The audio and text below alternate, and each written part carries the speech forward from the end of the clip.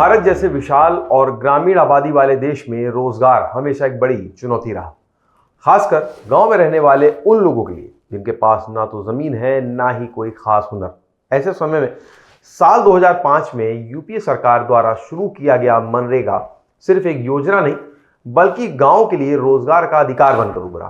खुद नोबेल पुरस्कार विजेता अर्थशास्त्री जोसेफ स्टिग्लिट्ज ने इसे दुनिया के सबसे मौलिक सामाजिक कार्यक्रमों में से एक बताया था। मनरेगा के तहत ग्रामीण परिवारों को एक साल में 100 दिन का गारंटीड रोजगार दिया गया। अगर 15 दिन के भीतर काम नहीं मिला तो बेरोजगारी भत्ता देने का प्रावधान रखा गया। यही वजह थी कि यह योजना सरकार की दया नहीं बल्कि कानूनी अधिकार बनी। कोविड-19 जैसे संकट के समय जब शहरों में मजदूर गांव लौटे तब मनरेगा ही उनकी सबसे बड़ी लाइफलाइन बनी। मनरेगा का एक बड़ा फायदा यह रहा कि इससे पलायन रुका। गांव में सड़कें, तालाब, सिंचाई सुविधाएं, जल संरक्षण और खेती जैसे जुड़े सैकड़ों काम हुए। आज मनरेगा में 12 करोड़ से ज्यादा कामगार रजिस्टर्ड हैं, जिनमें करीब 56% महिलाएं हैं। अनुसूचित जाति, जनजाति और महिलाओं को इसमें सामाजिक और आर्थिक ताकत मिली। अब सरकार मनरेगा की जगह एक नया कानून लेकर आई है जिसका नाम है विकसित भारत गारंटी फॉर रोजगार एंड आजीविका मिशन ग्रामीण, यानी वीबीजी रामजी या जी रामजी बिल। सरकार का दावा है कि यह मनरेगा से बेहतर, आधुनिक और ज्यादा प्रभावी योजना होगी। नए बिल में एक बड़ा बदलाव यह बताया जा रहा है कि अब 100 की जगह 125 दिन का रोजगार दिया जाएगा। सुनने में यह बदलाव फायदेमंद लगता है, लेकिन असली फर्क इसके ढांचे और जिम्मेदारियों में छुपा है। मनरेगा में जहां मजदूरी का पूरा खर्च केंद्र सरकार उठाती थी, वहीं राज्यों पर सिर्फ 10% बोझ था।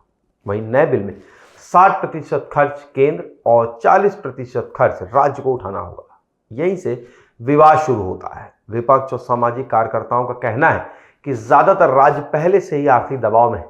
अगर रोजगार की मांग बढ़ेगी तो राज्यों का खर्चा भी बढ़ेगा। ऐसे में राज्य या तो योजना को सीमित कर देंगे या फिर उसमें रुचि नहीं लेंगे, यानी कागजों में सिर्फ 125 दिन का वादा, लेकिन जमीनी हकीकत में काम कम। एक और बड़ा बदलाव यह है कि मनरेगा पूरे देश में लागू होने वाला कानून था, जबकि नए बिल में यह तय करने का अधिकार केंद्र सरकार के पास है कि यह योजना कहां लागू होगी और कितनी राशि मिलेगी। इसका मतलब यह है कि रोजगार अब अधिकार नहीं बल्कि सरकार की शर्तों पर निर्भर हो सकता है। नाम को लेकर भी विवाद हुआ।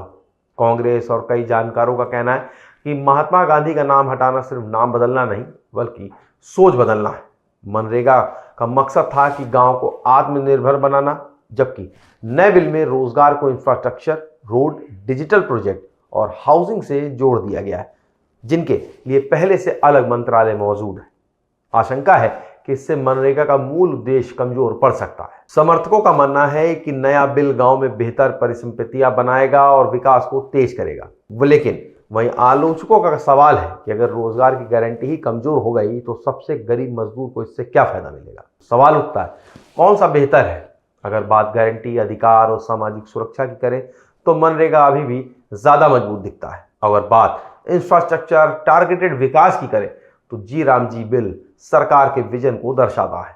अगर मुद्दा यह है कि गांव के गरीब मजदूर को काम चाहिए, समय पर पैसा चाहिए और भरोसा चाहिए, अगर नया कानून या भरोसा कायम रख पाता है तो यह सफल होगा। लेकिन अगर रोजगार सरकार की मर्जी पर टिक गया तो मनरेगा जैसी ऐतिहासिक योजना की आत्मा खो सकती। अब फैसला नीति का नहीं, नियत का है। रोजगार अधिकार रहेगा या योजना बनकर सिमट जाएगा? आपको क्या लगता है हमें कमेंट सेक्शन बॉक्स में जरूर बताएं। वीडियो को लाइक करें, शेयर करें। चैनल को सब्सक्राइब नहीं किया हो तो आज ही करें। मिलेंगे एक नए वीडियो के साथ। नमस्कार।